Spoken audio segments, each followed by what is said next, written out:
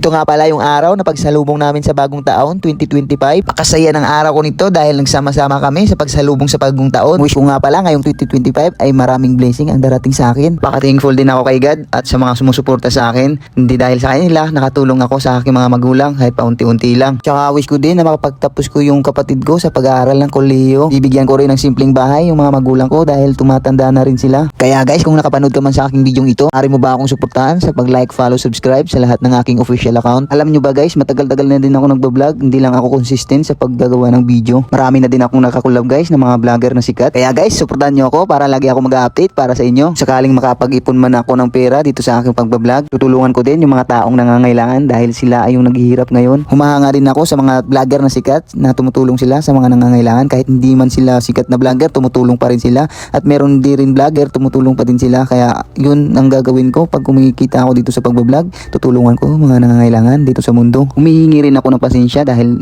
mayroong mga lumalapit sa akin, naghihingi ng tulong, hindi ko man mabigyan lahat. Pero pagdasal natin yan sa taas na mabalang araw, mabigyan ko rin kayo. Kaya guys, maraming salamat sa inyo. God bless po. Ingat po kayo lagi. Sana mapalad tayo sa ngayong taong 2025. Maraming blessing ang darating sa atin. Happy New Year sa inyong lahat.